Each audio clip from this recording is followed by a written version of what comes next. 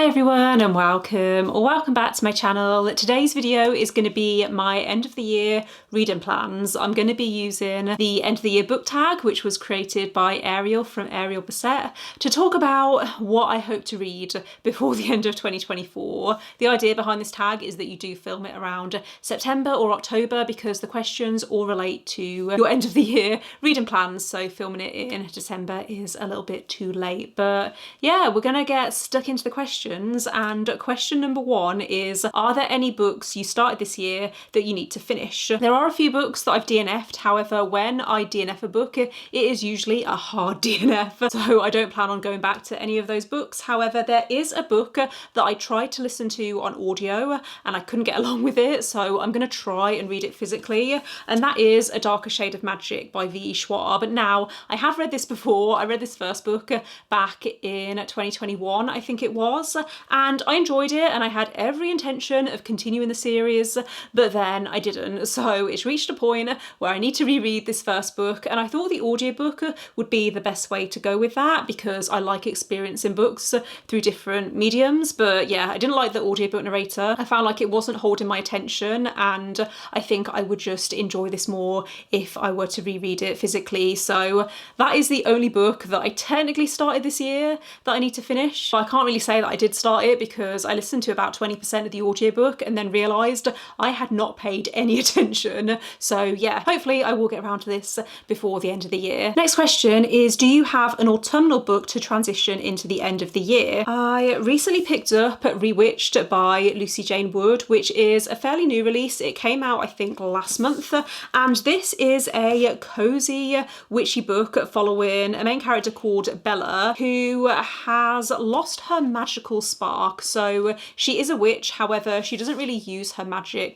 that often, and as she approaches her 30th birthday she gets a summons from her coven saying that she needs to prove herself worthy of her magic, otherwise she could lose it forever. And I have started this already. I'm about 10% of the way through, and so far I'm really liking the cozy vibes, and I think this is the perfect autumnal read. Question number three, is there a new release you're still waiting for? The Songbird and the Heart of Stone by Carissa Broadbent technically comes out in November. However, I do have an ARC of this which I received through the publisher, and I am so excited for this book. This is technically the third book in a series. It's the third book in the Crowns of Nyaxia world. However, it's also the start of a new duology. The first book in the series is called Serpent and the Wings of Night, and that is still one of my favourite books of the year. I had so much fun with it, and I love the way that Carissa Broadbent writes romance. Obviously that's only based on my experience with the first two books, but the romance in that was the perfect slow burn, but also the world was super intriguing. There was a lot of politics, and I know that this third book follows a side character from the first series, and it also I think focuses on a different vampire house because this series, for anyone who doesn't know, is about vampires. It's also quite dark, so just something to bear in mind if you are thinking about picking up this series. But yeah, this is definitely my most anticipated read for the second half of this year, and I am really excited to pick it up. I'm planning to pick it up in October, hopefully within the next few weeks. I do also have another ARC, and that is A Pirate's Life for Tea by Rebecca Thorne. I think this one is technically already out. It came out I think recently. It says October 2024 on the spine, but this is a sequel to another book that I really enjoyed earlier this year. It's the sequel to A Pirate's Life. No, that's this book. It's the sequel to Can't Spell Treason Without Tea, which I gave 4 stars when I read it earlier this year, and this was super cozy. What I also like is how this series follows an established couple, so they met and got together before the start of the first book, and that's something that you don't see that often in books in general, I don't think, and especially in fantasy. So yeah, very excited to delve into this second instalment. I know that this has pirates, and I love the dedication in this as well. It made me laugh. It says, to the people who gave me 1-star reviews because the first book had lesbians, I doubled the lesbians in this one just for you. So yeah, very excited to pick this one up as well. Next question is, what are 3 books you want to read before the end of the year? So I have 2 festive books on my list which I do need to get to before the end of the year because otherwise I'm going to have to wait until next year.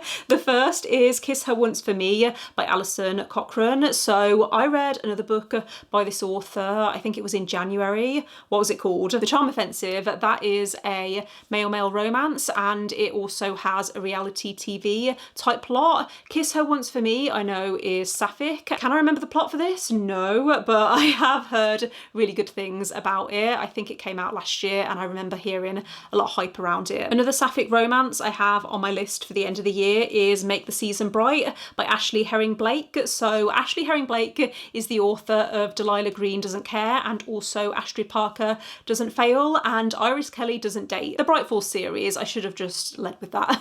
But I really enjoyed the Bright Falls series and I'm very excited to read more from this author because I haven't read any of their other books. I think they were writing middle grade before, but yeah, they now have this sapphic holiday romance coming up and I'm very excited for it. Also, I think the cover is really, really cute. I would also like to try and get round to Monstrilio by Gerardo Simona Cordova. This I remember hearing a lot about last year, but I haven't heard many people talking about it this year. I saw it pop up in a lot of people's favourite lists last year, and I know that it's horror. I think it's grief horror. So when I bought it in February, I bought it from Books and Magic in New York, and this is also signed by the author, if I can find it. This I picked up in February and I knew I wasn't in a good place to read it then. However, I feel like I might be in a good place to read this now. It would be a good book to read actually in October because it is horror, but yeah, we'll see if I get round to this before the end of the year. Next question, is there a book you think could still shock you and become your favourite book of the year? I actually have two answers for this question. The first is The Spear Cuts Through Water by Simon Jimenez, and the second is The Vanished Birds by Simon Jimenez. So I have never read anything by this author. However, I have convinced myself that I'm going to love their books.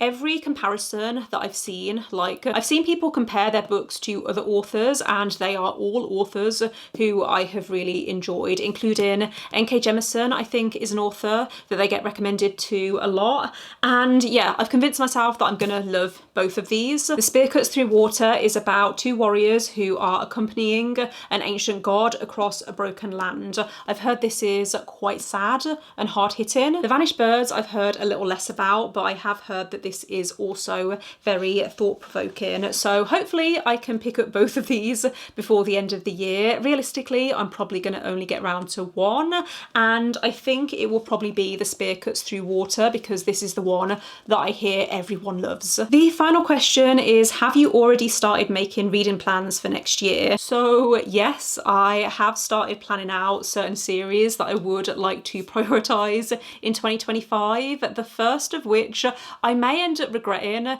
but it's Malazan by Stephen Erikson. The Book of the Fallen, I think, is the name of the series. I am terrified of this series, but this is my partner's favourite series of all time, so I've said I will try Gardens of the Moon. I don't know what it's about, and I think it's one of those series where it's really difficult to actually explain the plot because there's a lot of moving pieces, and I think you are meant to spend a lot of time confused because the information is revealed to you gradually. I'm not going to commit to the full series until I've read the first book, but I have also heard that the first book isn't the best in the series, and a lot of people recommend that if you like the writing style and the narrative structure, then it's best to continue into the second book and maybe even the third book and then decide if you're going to DNF the series. So yeah, I am going to be buddy reading this with my partner next year. He's going to obviously be reading it for a second time, whereas I'll be reading it for the first time, and I'm nervous. I don't know if I'm going to like this because it has a lot of